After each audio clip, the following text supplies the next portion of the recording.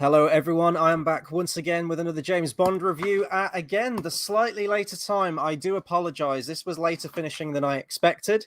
I did actually post on my social media that I would be going, live later today by 15 minutes. So I do apologize for the lateness. Hopefully that won't be the case next week when it comes to Man with a Golden Gun. But in case you didn't know that I was going to be later to the stream tonight, go and follow me on my Twitter. So you can find me on Twitter at Hobbit Fan Editor. I'll get my words out. I'm still in my clothes. I literally just rushed onto the computer, and here I am. So apologies for the state that I'm in right now. Or maybe you think that I look pretty good. I don't know. Either way, anyway, give me a follow on Twitter right there at Hobbit Fan Editor, where you can find if I'm going to be late for my own live stream, which is kind of amazing. And be sure to subscribe to the channel as well for more movie reviews, discussions, and live streams. We've got a big film coming out at the end of this week, which I'm going to be doing a review for at some point this weekend. It's the new Jurassic World film. Jurassic World Domination, is it called? I don't know. Morbidly curious. It'll probably be terrible, but hey, it's 2 hours of dinosaurs, and that's good enough for me. And of course, next week, we're going to be into the second Roger Moore film. It's going to be The Man with the Golden Gun. Good old Christopher Lee in that one. That's 1974. That is going to be a week today, Tuesday, the 14th of June at 11 p.m. I promise that one will be 11 p.m. I realized that I made a promise this week that Live and Let Die was going to be at 11 p.m. bang on the dot, and I was late by 15 minutes, but it's fine. It's fine. We're here to talk Bond. And of course, I think this is a fan favorite one, this one. I don't want to speak for everyone. So speak for yourselves. Comment below and let me know what you think of Live and Let Die. Is this one of your favorite Bond films? Who are some of your favorite characters? Because there are so many characters in this film, so many wonderful characters, that I'm gonna try and talk about all of them if I can. There's a lot though, and we're into a new James Bond today, of course, with Roger Moore, who of course we're going to be talking about later on in the review. And let me know which is your favorite James Bond film. Maybe it's Live and Let Die. And who is your favorite actor to play Bond? And I've got to be honest, my favorite actor, I think I mentioned this last week, but spoiler alert for mine. My favorite performance for Bond is Timothy Dalton in License to Kill. But because he only made 2 films, I can't say he's my favorite. My favorite is Roger Moore. So I'm very grateful that we've officially started the Roger Moore era. Of course, we've got 7 films. We've got Carl in the comments. How are you doing, my friend? Hope you're doing well. Hope you're keeping yourself well. Yeah, it's another Tuesday. We're here to talk Bond. Let's do it. So, Live and Let Die, 1973 film, as I mentioned, directed by Guy Hamilton once again. This was one where, I've seen this a bunch of times. Of course, I saw this in full last year, but this was one that I remember seeing on the TV a number of times. I never watched it beginning to end, though. It was one of those that seemed to be put on the TV quite often, and often I would just catch kind of bits of it. So it was always, oh, this is the voodoo one. This is the one set in the bayou. This is the one with, I'm going to forget all their names now, with Tee-Hee and, Mr. Big and everything like that. It was always the one that I identified it with more for its characters and the vibe of it and tone, which even now is still my favorite aspects of this film without giving too much away about it. But when I watched this film in full last year, when I did the retrospective, I don't know, I was kind of let down by it. I think it was one that I built up in my own head of, watching bits of it, thinking oh, this is going to be, great. It's Roger Moore. You've got all of this array of wonderful characters in there, wonderful, memorable characters. You've got the Kick-Ass theme song as well, which we'll talk about later, Paul McCartney. But then when I watched the film, something didn't gel with me the first time that I watched it. And it felt very different. It didn't feel like a classic Bond film, like a Bond caper. It kind of concerns itself with the drug trade and everything like that, with shipping heroin, and it didn't really feel like the British spy kind of story to it, with James Bond. There was something about it that just felt a little bit anticlimactic, and then also not to mention Sergeant J.W. Pepper as well. I still enjoyed the film when I watched it last year for the first time, but as this is sort of like a redo of the retrospective and they're all getting played again on the big screen, and watching them on the big screen, I will always say, feels totally different. It does feel like you're watching these films for the first time. And I'm actually hoping that, seeing these films week to week, I am going to have a different interpretation of them, or, maybe I'll like them better, or maybe I'll have more problems with them. So I was actually looking forward to this one because there are a lot of elements that I knew that I already enjoyed about this film, but I did want to kind of have another opinion on it and kind of reevaluate it now that I've seen all of the James Bond films. I can kind of reorder them and restructure them in my own mind of which ones that I like. And I had an absolute blast with this one tonight. I really did. Genuinely, I was actually smiling like some crazed, demented weirdo. I just had a smile on my face the whole time watching the film. It's just so enjoyable, like the array of characters in there. I think it's the best Bond film in terms of its ensemble, its supporting cast and everyone. There isn't really a weak character in this for me. There's even some characters that I wish had more to do in the film than they do. And I don't know, guys, but like, I was preparing. I knew this was the Sheriff J.W. Pepper one. And the first time I watched him, I think I said he was kind of like Jar Jar Binks, just really annoying, which he still kind of is. And he does overstay his welcome a little bit. But I was laughing at him tonight. I don't know. I kind of took the good and the bad combined. And I just had a wonderful time with this one tonight. Maybe it's because Tuesday's kind of like the highlight of my week right now, and I look forward to go to see all of these James Bond films and looking forward to the next one.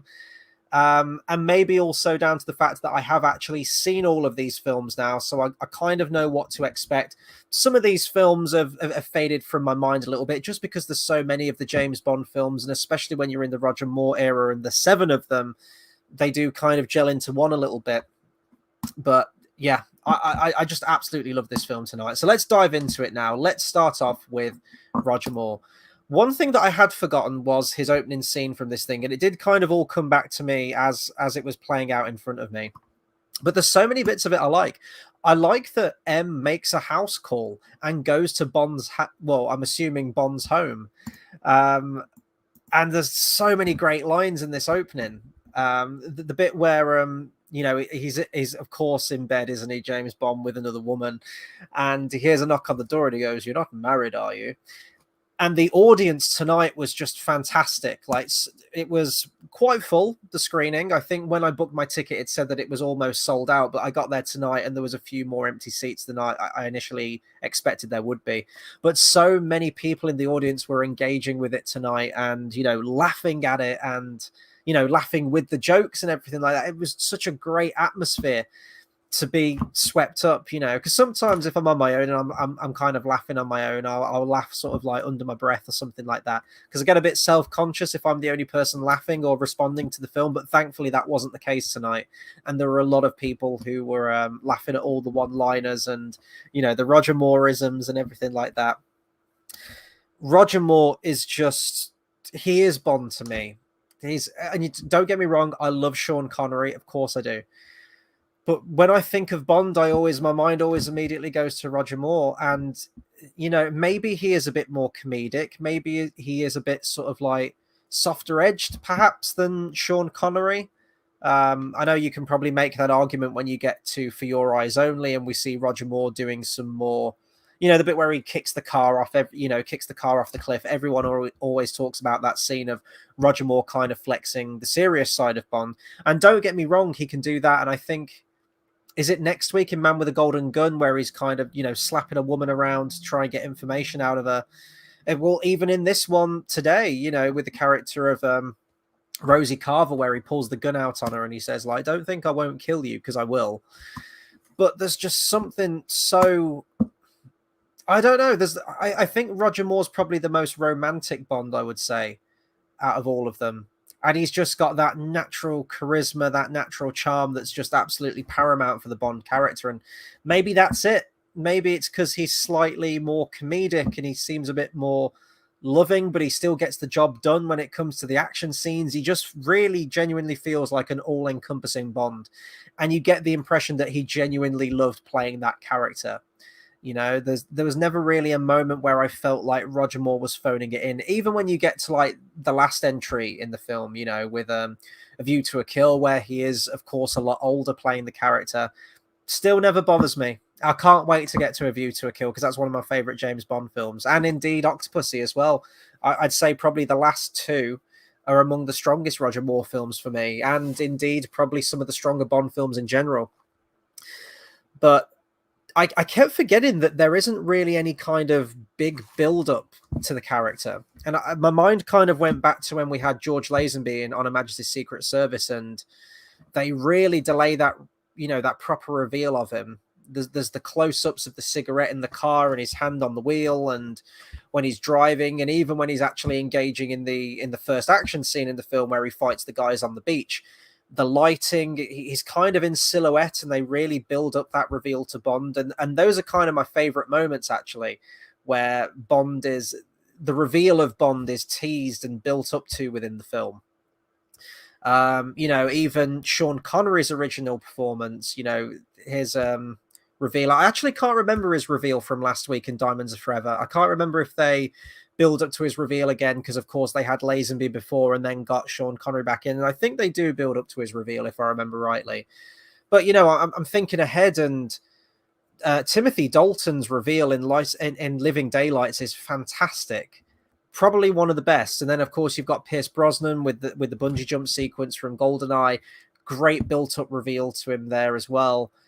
But Roger Moore never gets that. It's just kind of like a really unassuming shot where he's in bed with this woman, and that's it. There's no kind of like glorious action build to Roger Moore or any kind of mysterious build up to him. It just kind of boom, there he is, plonked in the first scene. So I don't know. I would have kind of liked a bigger reveal to the character. I think it's always a big deal when you get a new actor playing Bond that you should effectively kind of build up to your main act, essentially. But nonetheless, it's a great scene. It's a very different scene. As I mentioned, like M making a house call. Of course, we've got Moneypenny, and I always love Moneypenny. She has fantastic chemistry with every single Bond actor that she's with. And she's just a really likable character. There's a really funny story with this, because I know for Diamonds Are Forever, I think she wanted a pay rise. And she actually wasn't on set with Sean Connery for that scene that they share together before. I think she's at the checkpoint, isn't she? I think, and she kind of gives him his tickets. They weren't on screen together because originally she wasn't meant to be in the film, I don't think. And she also wanted a pay rise with this one, but I think they agreed to like a day's filming or something like that with her. But I think they went over schedule. She was actually demanded for like 2 or 3 days filming. So because of the setback in the actual contract of how many days she was required, she actually ended up being paid a lot more than she would have been had they have just given her the pay rise that she wanted to begin with. So apparently Roger Moore said that she treated herself to a fur coat. So you know what, Lois Maxwell, as far as I'm concerned, she owned it. She earned that money. So absolutely fair play to her. And I love the one-liners in the beginning, the magnetic watch as well. Interestingly enough, this is the first Bond film, at least until Casino Royale. And actually, I think, Quantum of Solace, Q isn't in there, but Q isn't in this film. He is mentioned, and that was actual. I think that Desmond Llewellyn was filming something, but I do think he cleared his schedule. I think he cleared like 3 days to film in this film. But then the director and the script writers were like, oh, yeah, no, actually, we don't need Q in there. And the producers actually said like they wanted to downplay the gadgets in this film, which is weird because it really doesn't feel like they downplay the gadgets in this film, because the watch is like one of the most important MacGuffins in the film, really, to get him out of all of these situations. And of course, it's used to great effect at the end to dispatch, the villain in the scene, who I've just forgot, Kananga, isn't it? I get mixed up because I know that next week there's Scaramanga, and I've the two films apart, there's Kananga and Scaramanga. I don't know, I always kind of get mixed up a little bit. And just the fact that there's so many characters in this, and I am still quite a new Bond fan, as Bond fans go. But yeah, Roger Moore, I cannot say enough positive things. He's in phenomenal shape in this, just on fine form. I do think he hits his stride once you get to The Spy Who Loved Me. And I do always think that it takes the Bond actors maybe a film or two to really sort of like grease the groove, and maybe the producers and the screenwriters get to grips with what makes that Bond unique. And then they kind of hit their stride a few films in. Let's talk the Bond girls in this then. So one thing that, and this is kind of going to go into my point here, What I love about this film, and this shouldn't work in my opinion, because it's kind of like a random genre to put Bond in, and maybe isn't like your archetypal Bond film, but this film, of course, is, and was set out to be with the goal in mind of being heavily influenced by blaxploitation cinema. But I actually love that identity about it in this film. And to me, that's what makes this film unique, in that you take Bond and you just kind of put him in a genre. And you kind of get that with Moonraker to an extent, in that, clearly they were trying to chase the hype and success of Star Wars. So it's a sci-fi action film, but you put Bond into that situation. But I kind of like that. And it really genuinely does, it is unique to the Bond legacy, I would say, that the blaxploitation cinema, set in Harlem. The context of the film is all about drugs and heroin, which, the whole drug, and gangs and things like that, and pimps and pimpmobiles, they were all over blaxploitation cinema. So I love that you've got all of those elements in there. Of course, the music is, key to this, set in New Orleans and everything like that, with the jazz and the jazz funerals. The club as well, Fillet of Soul. Is it Fillet of Soul or Fillet of Soul? I'm going to go with Fillet of Soul, but if I'm wrong, do correct me. So you've got all of the cultural stuff, the voodoo, of course, as well, which I think that the filmmakers actually went and watched some real voodoo in practice. But then you just put James Bond in that situation, and I love it. It's just so great. I just absolutely love it, and I love all the characters that come with it, of course. And if we're going to speak about the Bond girls, we're going to go with Rosie Carver first.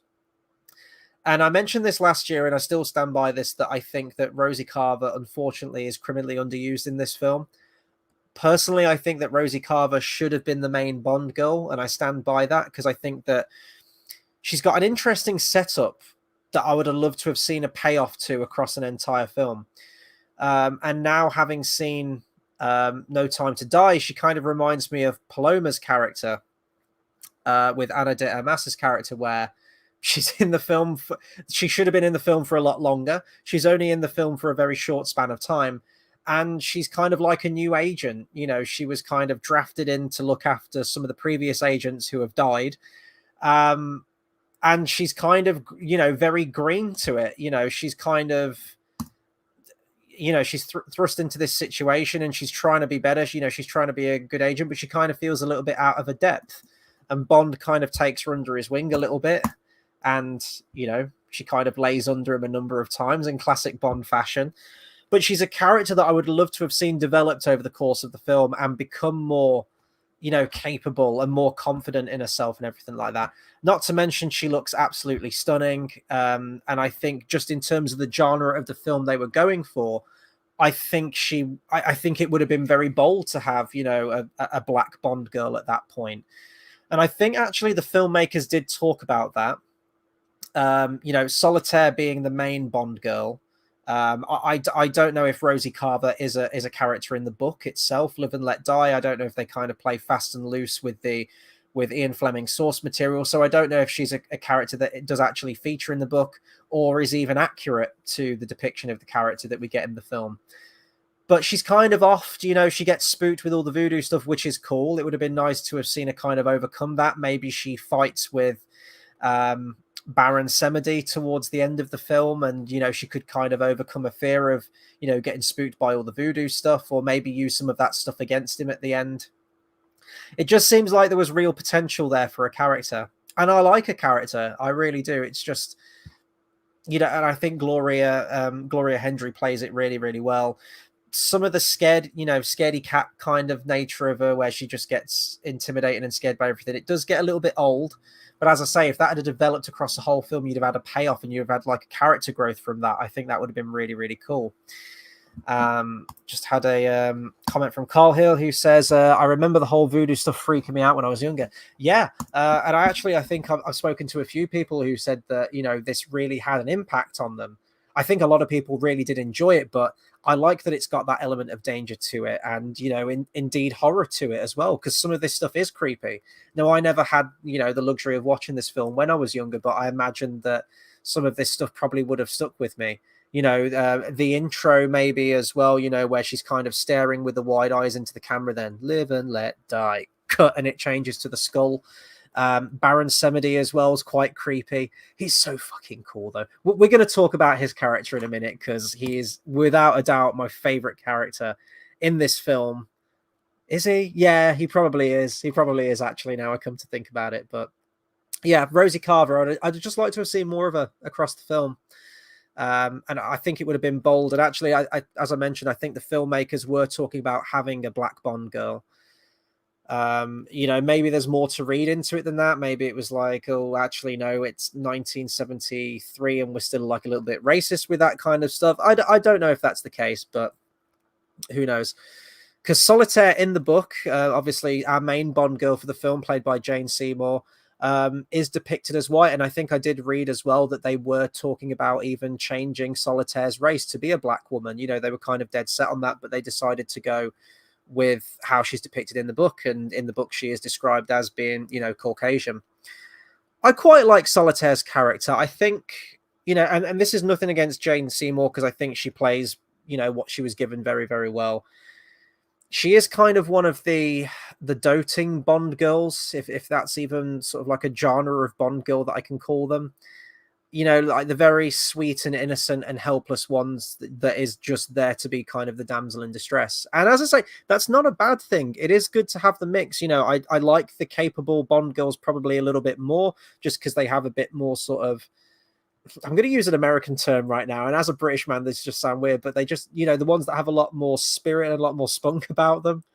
Oh God, I'm an absolute child laughing at that. But so I do like the capable Bond girls, of course, but these people going, oh, she's just a damsel in distress, oh, women are written terribly. It's just classic storytelling, isn't it? It's the hero and it's the damsel, and there's nothing wrong with that. I think what I like about Solitaire more than anything, though, is, I mean, the costumes that she wears are great. I love that kind of, it's almost like something out of Flash Gordon, like when she's sitting in her throne and she's, reading the cards and she's got this huge elaborate dress on.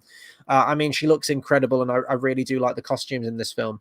But I like the conceit of the character. I like that she's this fortune teller and she's kind of coveted and protected by Kananga. Again, I keep forgetting his name. Dr. Kananga.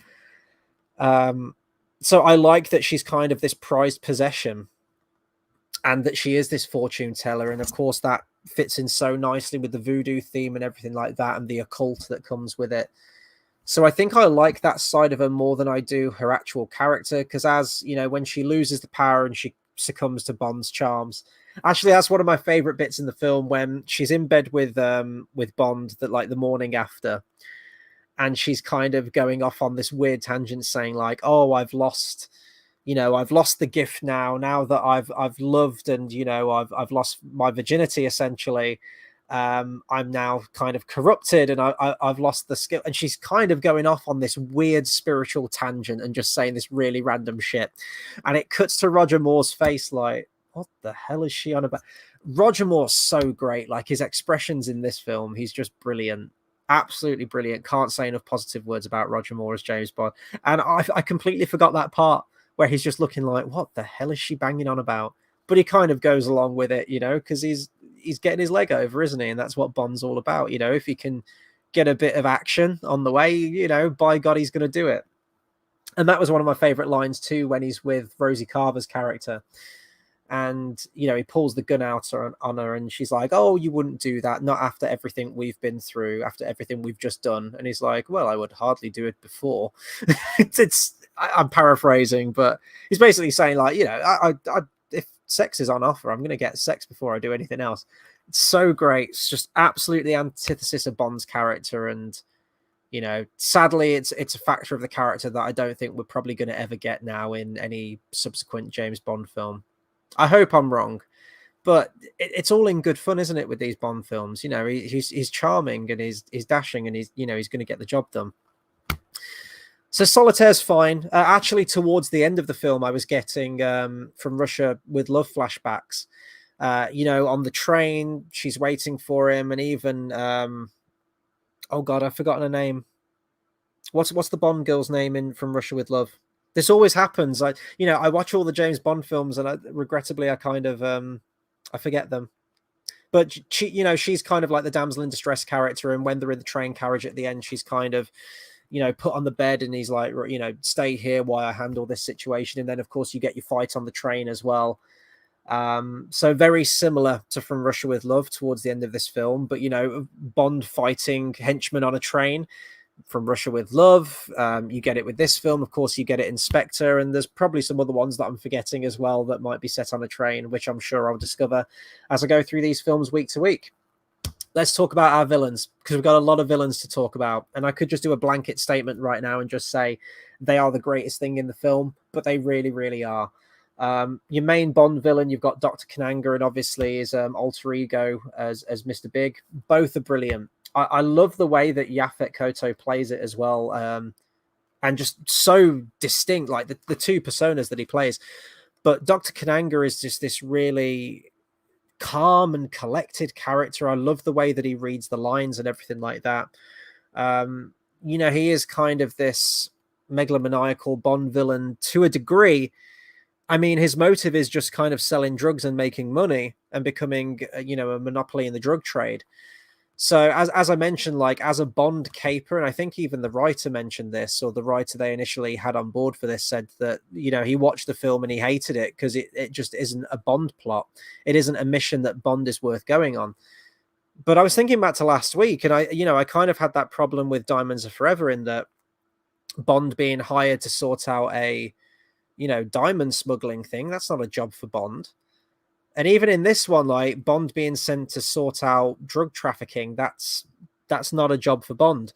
But I think because the tone of, you know, the drug lord conceit and, you know, ferrying drugs and drug shipping and everything is so intrinsic to blaxploitation cinema and gangs and everything, I'm kind of more okay with it in this one. Because as I say, it's like Bond's just dropped into a genre film. So I think I'm more okay with it in this one. I'll concede that it's not, you know, your archetypal Bond mission that he needs to go on. But I just love Dr. Kananga. I love the way he plays it, his mannerisms. When he does raise his voice, there is like an element that he's got a handle on the situation. You know, he's a fearful man of the occult, and he respects that, respects the heritage, and, you know, he kind of puts all of his faith into fortune telling to kind of stay ahead of the game. But I like that, you know, he is this drug lord, he is this drug kingpin, and he's got, you know, this master plan, but he still does respect the, you know, the tarot cards and everything, and kind of lives his life by that. And, you know, has that spiritual kind of side to him. So, and of course, the death scene at the end is fucking brilliant. The bit with like the air canisters and everything like that. And I still do wonder to this day, does Whisper survive? Whisper gets put in the like the metal casing, doesn't he? And there he's just kind of left. Like, they don't really blow up the base or anything like that. So did he just get arrested? Did he get locked in that metal container for all time?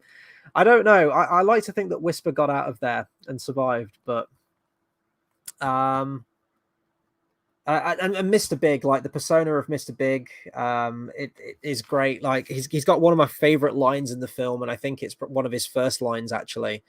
It's when Bond goes, when he has the funny turn, which is a great one-liner in the film. He has the funny turn in a booth, and then he gets taken to see Mr. Big, and I think he says like, "What's your name?" or something, and he says like, "The name's Bond, James Bond." He's like, "Names is for tombstones, baby." I don't know why, I just love that line. It's a really cool line. It is cool, like, you know, Mr. Big. Again, the blaxploitation cinema kind of dialogue in there, where he's cool, you know, phrases like honky are used and everything like that. It's all part of it, and I love it. I love that he's kind of like this pimp drug lord and everything, and the look of the character is really distinct too. So yeah, great villain, great villain. Let's talk Baron Samedi then. So arguably probably the most memorable villain, certainly in terms of the iconography and everything like that. And Carl, as you mentioned, you know, being freaked out by some of the voodoo stuff. He is the voodoo lord, isn't he? Baron Samedi, and there's so many just memorable scenes with him in this film. You know, the bit where he comes out of the grave, the dancing, the laughing. It's just, every time he laughed on screen in this, I just got a kick out of it. And I think that's why he's my favorite character, because it's the whole persona and just like the whole voodoo quality of it just makes him infinitely memorable. the whole build up to his reveal as well at the graveyard. And I love that when he comes out of the elevator through the grave, and then it turns out that it's just, like a mannequin, like a porcelain mannequin, but then he actually comes out and he kind of gets the big zinger at the end of the film, doesn't he? It kind of reminds me of, it's like a kind of gotcha moment, isn't it?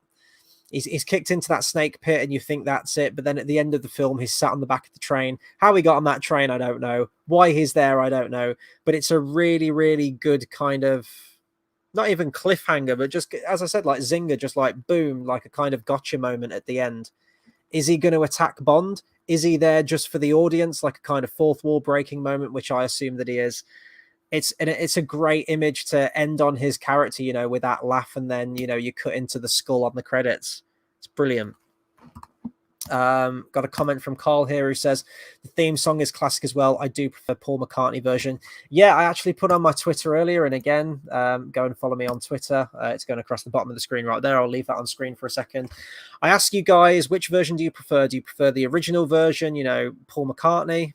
Or actually, there is a different version of this song. Of course, Paul McCartney wrote the song, though. But I asked, do you prefer Paul McCartney and the Wings, or do you prefer the Guns N' Roses version, which is a fucking great cover? I like both. It's a very difficult decision to make. I think overall for me, it has to be the Paul McCartney one, but I do find myself listening to the Guns N' Roses one more. Maybe it's just because it goes heavier and, just listening. It's just, I don't know, maybe it's more accessible to me perhaps, but I mean, the Paul McCartney one's brilliant.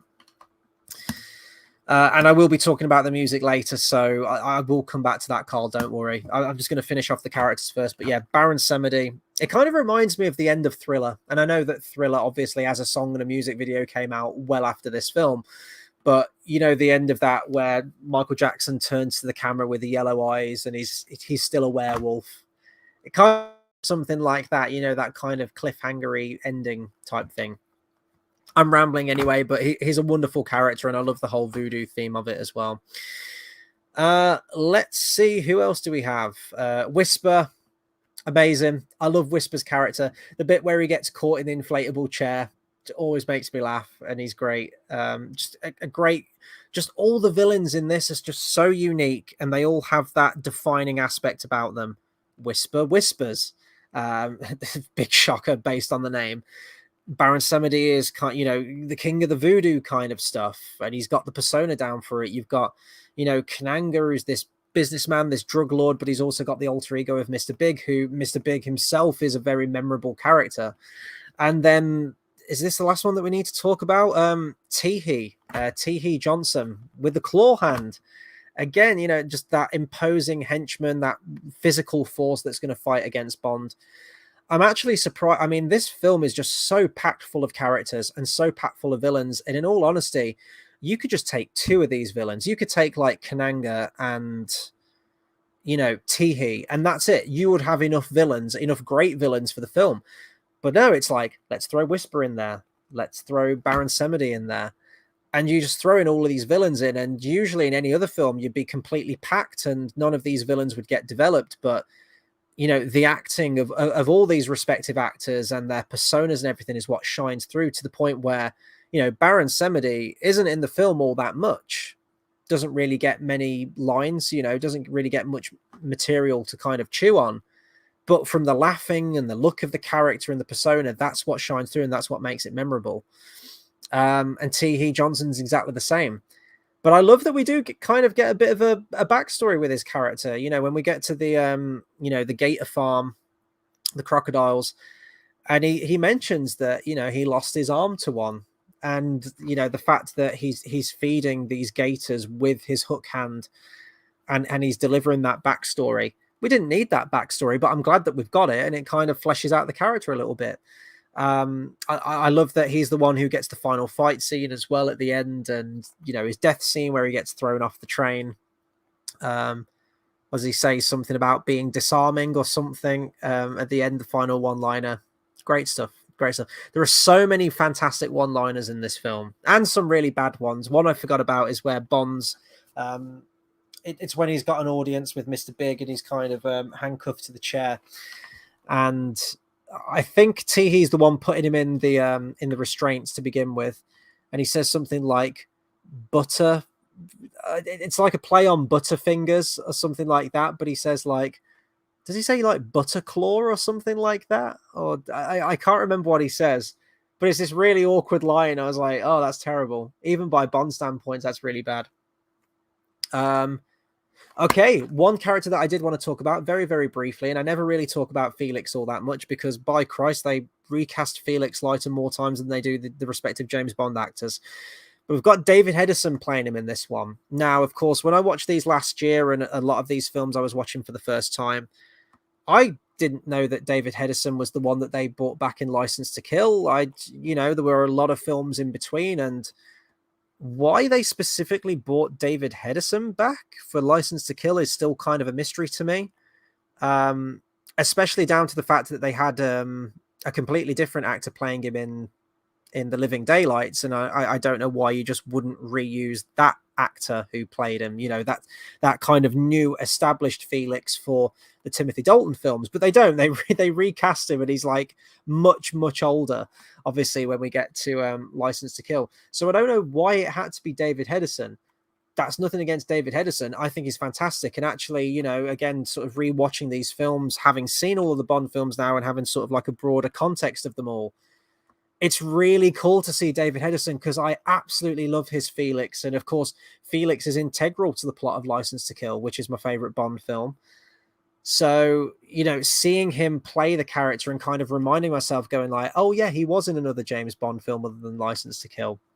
It's that loose continuity, that I always talk about, where it's never consistent continuity. It's very loose continuity. So is this, the same Felix that's always worked with Bond? When we get to Timothy Dalton and it's clear that they have this history of, brothers in arms, of these comrades that have been working together for all these years. Can you technically link that to Roger Moore's Bond from this film? I don't know the answer to that. Or maybe the director of License to Kill just really, really liked David Hedison and wanted to give him another shot as the character. I don't know.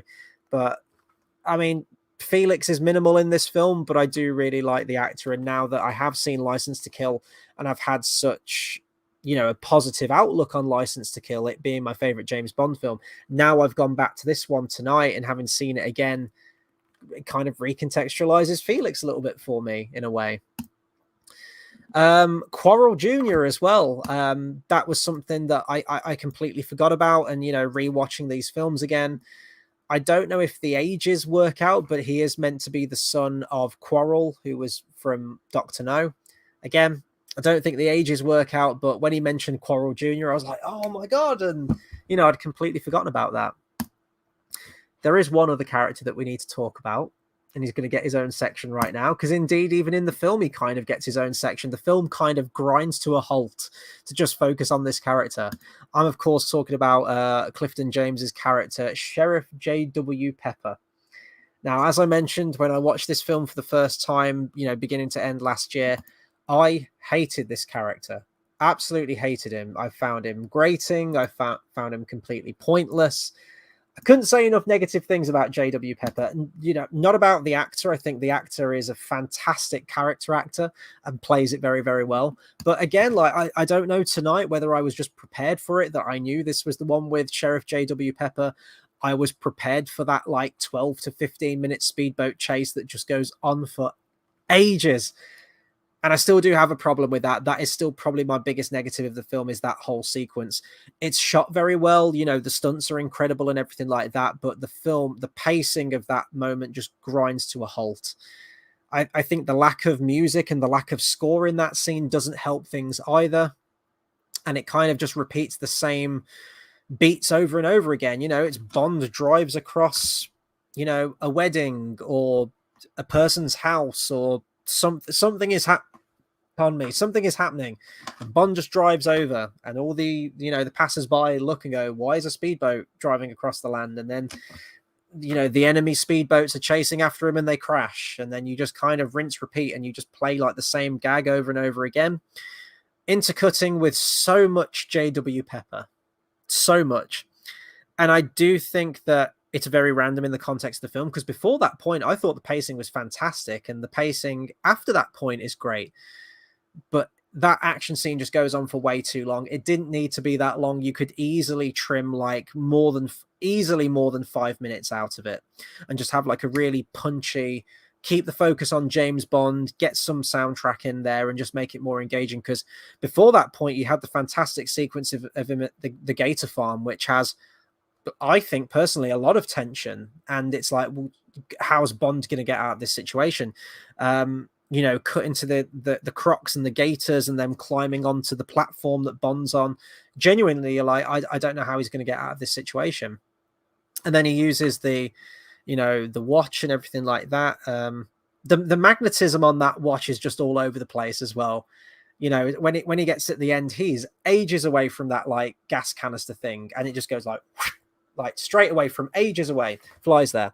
There's loads of other metal objects in the way, but that's the thing that it magnetizes to.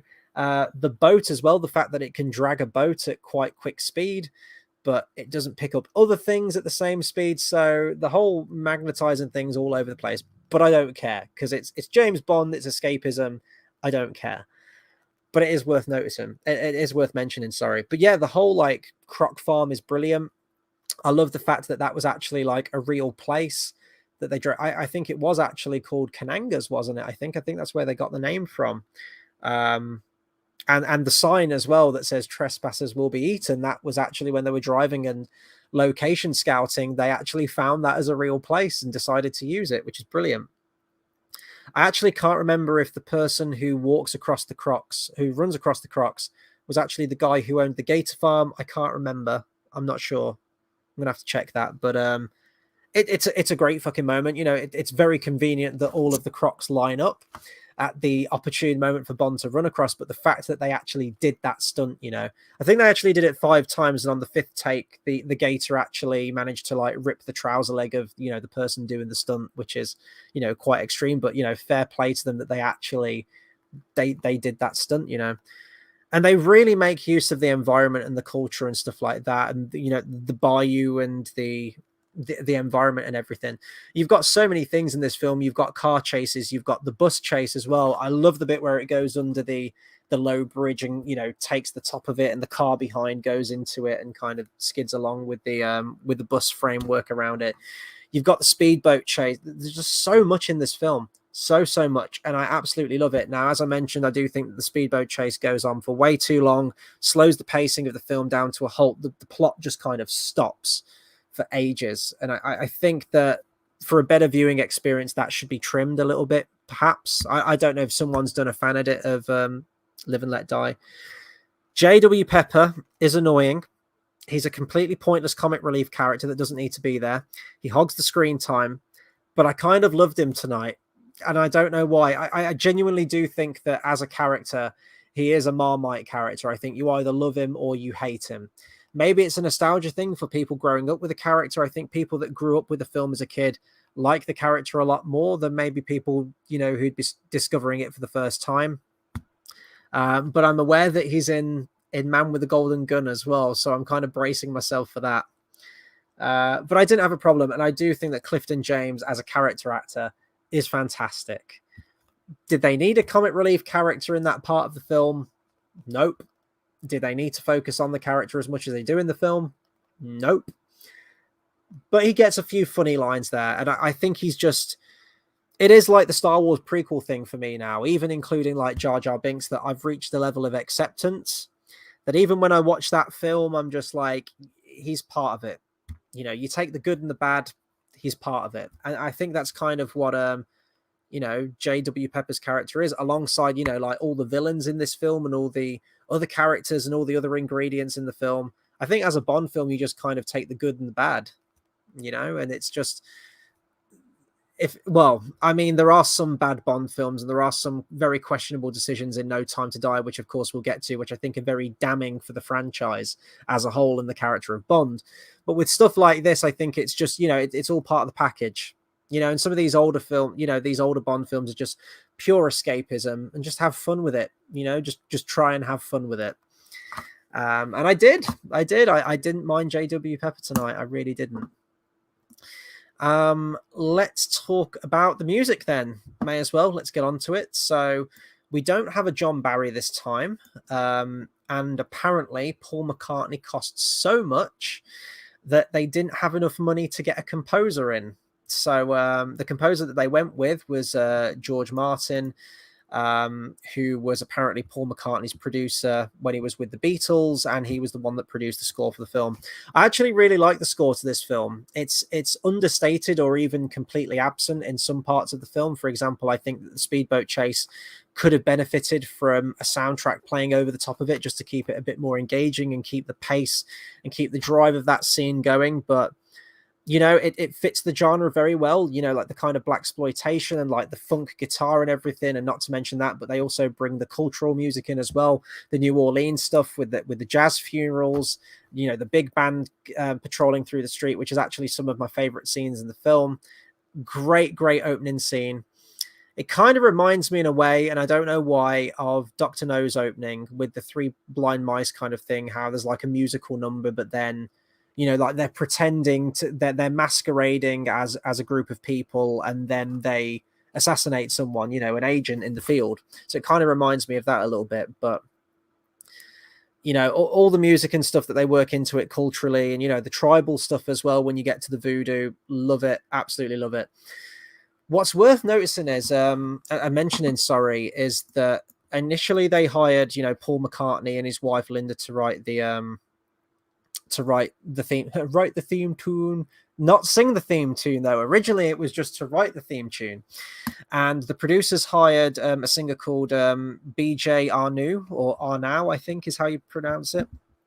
I don't know if it's actually her in the film or if they just used her voice maybe, and I don't know if it was dubbed. I'm actually not sure if it's her in the film. The one who actually, no, I'm pretty sure it is her actually. The one who sings the song in Fillet of Soul. They hired her to sing the Bond theme, to sing Paul McCartney's theme of Live and Let Die. Paul McCartney was having absolutely none of it and threatened to pull the song if he wasn't allowed to sing it. So what Paul McCartney wants, Paul McCartney gets, basically.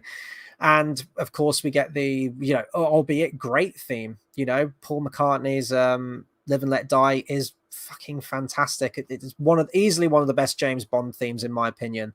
And seeing it tonight on the big screen with that title screen, and you've got the skull and the voodoo stuff kind of going on in the background, hearing that song on the big screen, it's just incredible. It's just got that powerful drive to it, great riff, driving rhythm to it. The one aspect that I don't like about the song is the break in the song, like the bridge, like, what does it matter to you? Like that bit, and the whole like instrumentation of the song, the feel of the song completely changes. It doesn't feel like it fits. I really don't like that part of the song. And actually, I think that's a part that the Guns N' Roses cover does better. Like, I think it naturally gets into that bridge section a little bit better in the Guns N' Roses version than the Paul McCartney one. But then you kick back in with the chorus, with the main riff, and it's great. And I like that the theme is woven into the actual score of the theme throughout, and I think it works very, very well as a Bond song. But I really do like BJ Arnau's performance of it in Fillet of Soul, and I can't help but wonder how the feel of the film would have changed having her perform the Bond song as was originally intended in the intro of the film. And I actually think it would have helped with the whole sort of like blaxploitation feel of the film, having that, complete soul, kind of, soul singer performance. Again, female vocalist, really powerful vocals and everything like that. And just having her be that audio feel for the intro of the film, I think it would have fit the tone of the film a lot more, personally. Whether I think that, BJ Arno singing on, I don't know how to pronounce her surname, and I can't just say BJ because people are going to take that out of context. But yeah, I wonder, has anyone done an edit of that maybe on YouTube that I could check out, that they put her song next to the title sequence, because I've never watched it. But that being said, maybe Paul McCartney singing it is better. I don't know, but I just feel like her singing it, like the original intention would have just fit the theme. Whether her version is better than Paul McCartney is up for debate, but I think it would have fit the theme and the tone of the film a little bit more. Maybe. I don't know. What's your opinion on it? I'm actually struggling to think of anything else to talk about. Usually I kind of clock in at about 50 minutes or coming up to an hour, so I don't want to take up too much of you guys' time. And I do, of course, appreciate everyone who has tuned in tonight and commented along as well. Try to think if there's any other scenes that stick out to me. There are a lot of comedic scenes. I think that Guy Hamilton does kind of really double down with some of the campy humor. And he kind of reminds me of, let me just check the director's name because it always slips my mind. The director of Superman 2, Richard Lester. He kind of reminds me of Richard Lester in terms of, throwing a lot of that campy humor and like the slapsticky humor into his films. And I think Guy Hamilton's very similar when he comes to his, when he does his James Bond films and some of the quirky characters he throws in, like J.W. Pepper and some of the comic relief scenes, the humorous scenes. And I'll put it in inverted commas. Maybe you do think those scenes are really funny, or maybe you think they're out of place. But another scene that comes to mind is the bit where Bond is the flying instructor, where he's trying to make a daring escape and someone's having, their pilot lesson, and Bond assumes the role and she's like, holy shit, and things like that. I don't know. It's a lot more comedic and everything like that, but it's all part of it, It's all part of it. I feel like I'm rambling anyway at this point. I'm struggling to think of anything else, but suffice it to say, I'm glad we're at Roger Moore. I'm ready. Bring it on. We've got 6 other films after this one. And I really genuinely had a great time with this one tonight. It does have its problems, and the problems mostly arise with the whole speedboat chase. I just think the pacing of the whole film just kind of sadly grinds to a halt at that point, and what was otherwise a very sort of like tightly paced, tightly edited film with so much going on, loads of characters, and I defy anyone to find a character that they dislike in this. Well, what I'm saying is there's a character in it for everyone in this. If you don't like some of the other characters, there's going to be 1,000,001 other characters that you probably do gravitate towards and do really enjoy. This is the best Bond film for me in terms of its array of villains and its array of characters, its supporting cast. There's just so many to name, and all of them are incredible and memorable and everything like that. Roger Moore's an absolute delight. As I say, I don't think he hits his stride until The Spy Who Loved Me. I think they really understood what made Roger Moore James Bond and just kind of ran with it and got the formula down at that point. I think there always is that kind of awkward transitionary stage when it comes to like a James Bond actor initially before they get to their second or even third film, where they kind of hit their stride with it and they find what makes that Bond unique. I love the music. I love the feel. The blaxploitation cinema angle, I think, is really inspired, and I actually think really works.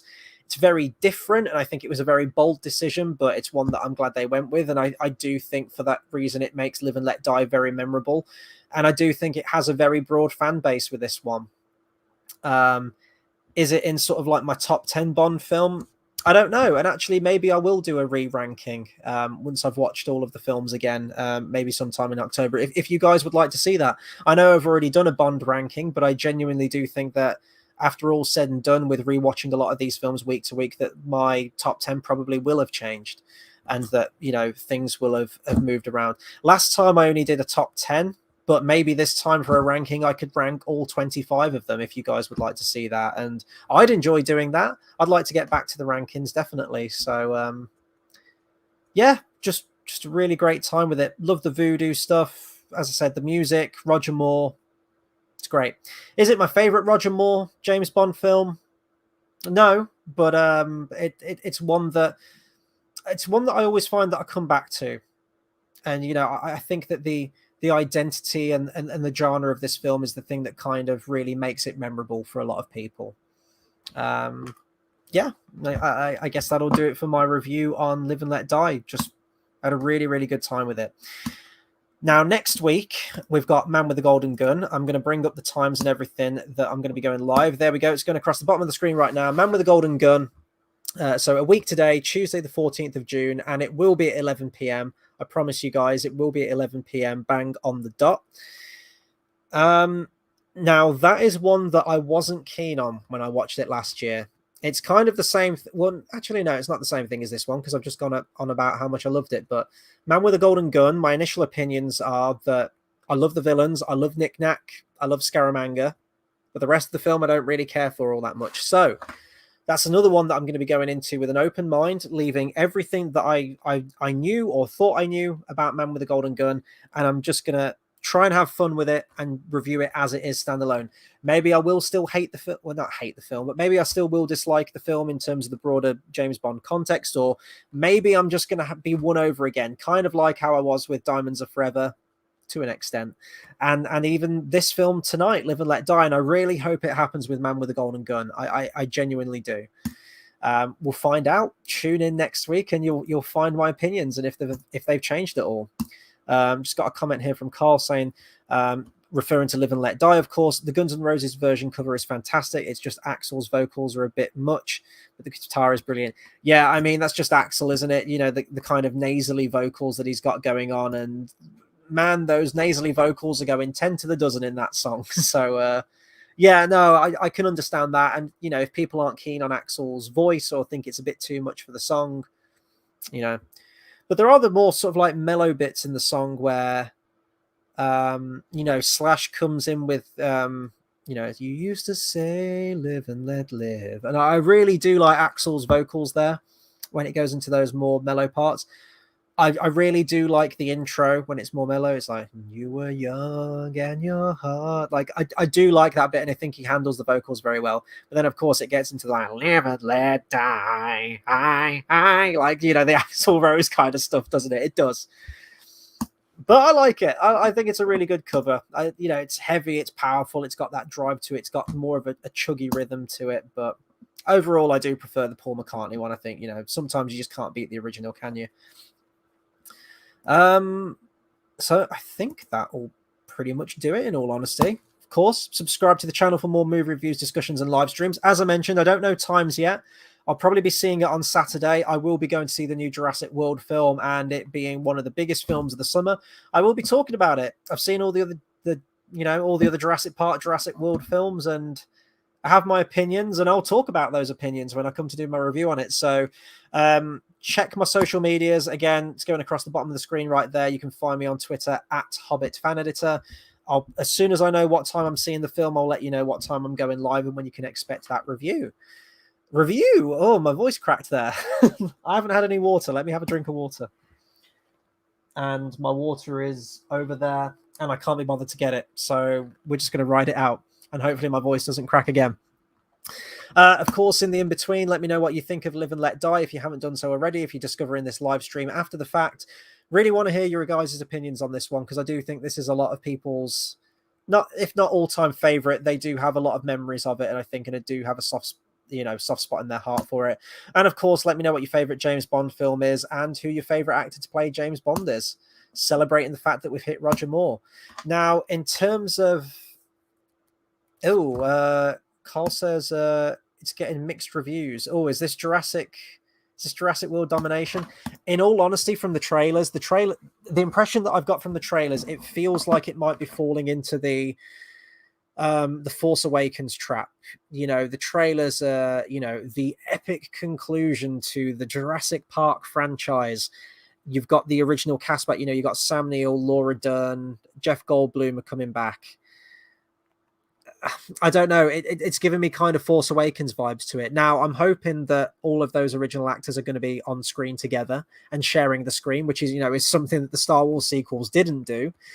But yeah, I don't know. I mean, spoiler alert, I didn't like Jurassic World. I didn't like Jurassic World Fallen Kingdom. But this one looks like it's just completely balls to the wall. It looks like it's just gone insane. It's like, you know, dinosaurs are roaming free, coexisting with us in the world. But I actually kind of want to see that in just a completely like insane premise. I kind of want to see what creative things they do with that. And if they do get creative, and I hope they do. But if anything, I know it's going to be like a loud, brash action film. It's not going to be a patch on the original Jurassic Park. But I'm hoping I have fun with it, and I hope I have more fun with it than I do. And genuinely, like, I hope the original cast coming back are handled well. Fingers crossed. It's difficult to say now in today's movie world, you know. But I'm going to be seeing it, you know, in for a penny, in for a pound. As I say, I've seen the previous Jurassic Park film, so why not watch this one? Could go either way. What have I been watching at the moment? Again, if you follow me on Twitter, I posted yesterday, I think it was, that I've just finished series 2, sorry, of The Last Kingdom. Having fun with that, although I struggle sort of like binge watching a series, especially a series that's got like multiple seasons. So I think I'm going to have a bit of a break from it, because I've binge watched the first 2 series of The Last Kingdom, and I kind of want to watch something else and have a break. I need to catch up with the last couple of episodes that have been released of Better Call Saul. I need to get back to that. And I really actually want to watch Stranger Things Season 4. I've heard fantastic things about Stranger Things Season 4, hearing things like it's a return to form for the series, because I wasn't too keen on Season 2 or Season 3.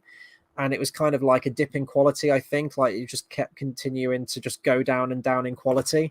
But I've genuinely heard that Season 4 is very, very good. Might be the best season out of all of them. So, you know, once I get that watched, I'll probably do a review on Stranger Things Season 4, or Season 4 Part 1, I guess I should say. Yeah, I'm probably not going to watch Kenobi. You know, I know like the last few weeks, I promised you guys that I'd do a Kenobi review.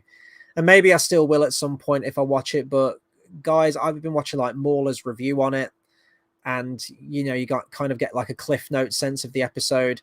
It looks like an absolute travesty. It really does. And how they're handling the characters and some of the writing decisions, I'm just not watching it. And, you know, actually, chief among them, why I'm not watching it, the fact that Disney pulled that low-hanging fruit shit, and they always do this whenever they get sort of like naysayers on the series, or people that have genuine concerns and criticisms for the series, they always pull out the race card. You know, it's like, what was that status that they put? They said, you're racist and we resist you, or something like that.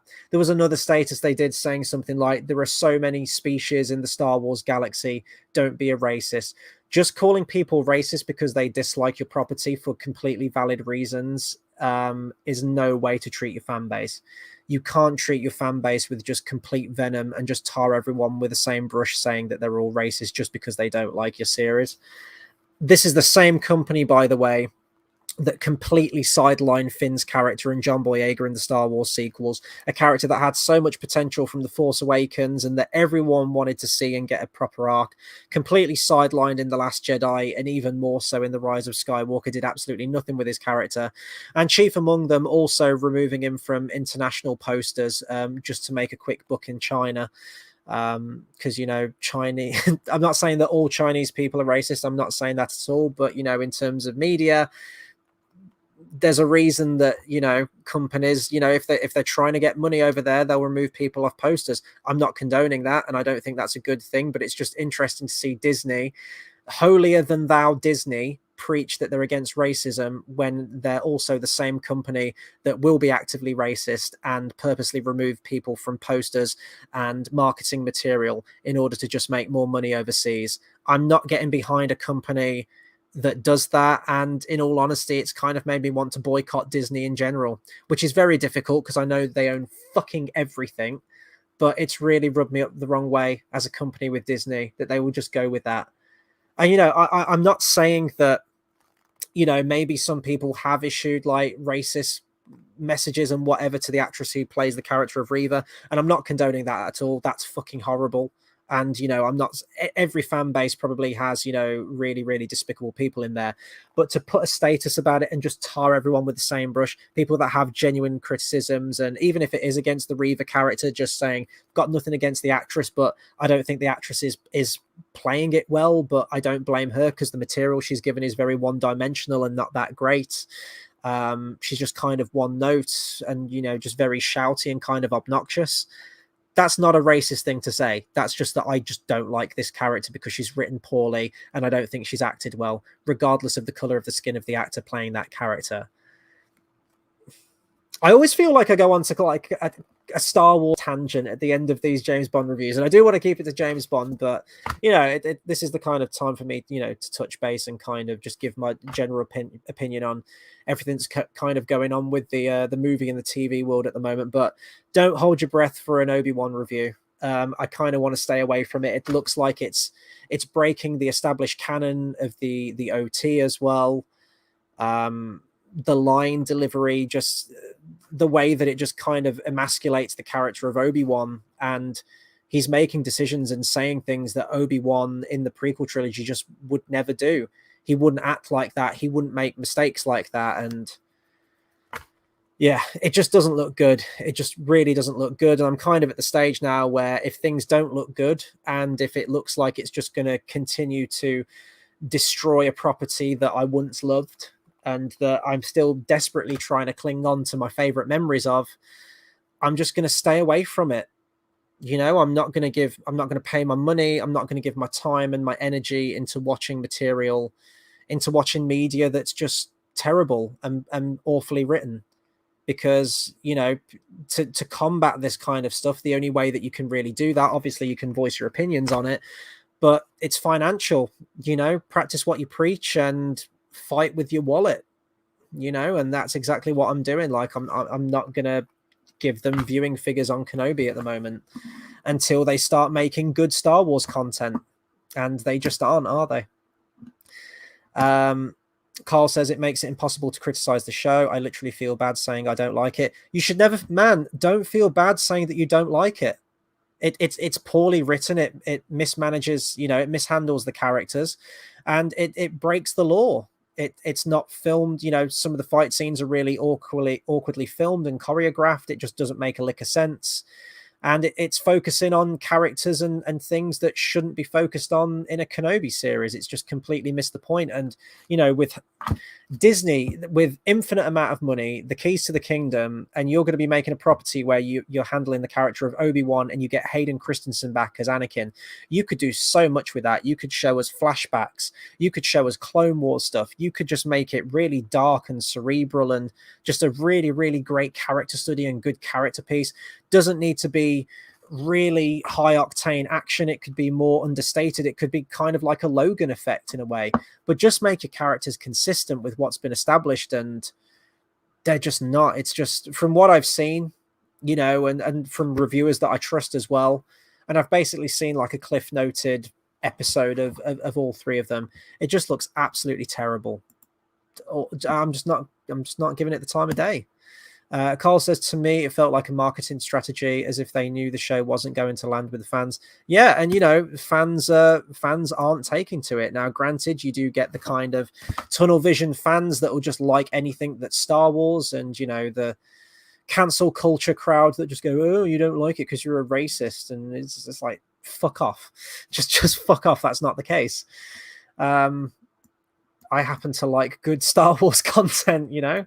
But the thing is, like, if you like Kenobi, that's, you know, that's fair enough. But just be respectful of people that don't like it and have very fucking valid reasons for not liking it in the first place, you know. And Disney keep doing this, you know. It's like, oh, if you don't like our IP, if you don't like our content, you're a racist. You're toxic fandom. The amount of times that gets thrown around, and it's not just Star Wars as well. You know, with Amazon's absolute abortion of a Middle-earth Lord of the Rings series that's coming out. And honestly, like, the more pictures and stuff that comes out of that, it just looks fucking downright laughable. Just like an absolute travesty in every way. Like, everything that they could go again, you know, all the lore that they could have developed and actually adapted, and they've just kind of thrown it over their shoulder and just been dismissive of it. Again, you see, if you don't like this series, again, this happened to me quite publicly. This happened to me. If you don't like this, if you've got a problem with this, you're an ist, you're a phobe, you're a dirty racist. Toxic fandom, the toxic Lord of the Rings fandom, just because, you know, the fans that don't like it. The Halo fandom. Now, I'm not a Halo gamer, but I've heard that the new Halo show is really quite bad. Toxic Star Wars fandom, this fandom, that fandom. It's just the easy scapegoat to go, you know, and I'm not having it. It's not on. I'm taking a fucking stand against it. Carl says, did you see the live action Pinocchio trailer? I haven't seen the trailer, but again, I've seen what they've done. You know, it's just, it's so transparent what they're doing with it, you know. And it's just Disney just changing their own property as well. Like, Disney have made Pinocchio, and they're just changing it unnecessarily, you know, to be more progressive and stuff like that. It's just But I'm you know, even before this, like I've kind of been long since done with the live action remakes as well, because they're all terrible. They're all fucking awful. They all pale in comparison to the original. They lack the focus, they lack the vision of the original one, and they just kind of lose the magic, and they just become steeped in agenda and just don't tell a sort of magical, whimsical fairy tale story that the original films did. They just completely miss the point. And again, you know, think with your wallets. I don't want to see any more of these live action adaptations of great Disney classics. So I'm thinking with my wallet. I never went to see Lion King. I never went to see Maleficent 2. I never went to see Mulan. So I'm not going to go and see Pinocchio. And actually, I've heard that Guillermo del Toro is working on a new adaptation of Pinocchio that's much more accurate. Even in terms of Disney, like the Disney animated classic isn't particularly accurate, but he's apparently making one that's more accurate to the book, because the book is really, really disturbed. Really disturbed. And I know even like the original Pinocchio film is quite dark in parts. There's parts in that film that really genuinely like gave me nightmares as a kid. The whole Pleasure Island stuff is just very sinister and very creepy. The transformation scene of Lampwick into the jackass is almost like a horror film. Monstro the whale is quite intense of a sequence and quite a scary Disney villain. You know, kids going around Pleasure Island smoking cigars. You ain't going to get that in the new Disney film. I can guarantee it. So I'm just done, you know, with Disney and with the Marvel films just getting more and more woke and agenda driven. It's just, I don't know. It's just so transparent what they're trying to do, and it annoys me that it comes from a company that's trying to be, you know, overly progressive in everything. When the money talks, they'll turn their back on progression, you know, and just they'll just go the way of the book, and they'll remove things from international marketing and things like that, and just, you know, edit scenes out of films because they're not, you know, handled well over, you know, people overseas don't tend to gravitate towards scenes like that. I'm thinking like, you know, like the same-sex kiss scene at the end of Rise of Skywalker. It's filmed so like in the background and easily editable to cut it out of the film, you know. Like Disney are just so full of shit. And this breaks my heart because, you know, I've been a lifelong Disney fan with the animated classics, and I still will probably watch the animated classics to a degree, maybe. But I'm just kind of done with their content, you know, and the way they're handling things. And I mean, I've gone way off tangent now on Live and Let Die, but you know, it's, yeah. So I'm probably going to round off because I'm very hungry. It's midnight at night, and I need to do shit tons of guitar practice and even some piano practice as well. So it's going to be a very late night for me. But that's kind of said my piece. You know, there's been a lot of stuff coming out, and indeed there is a lot of movies coming out, not to mention, you know, Jurassic World this week.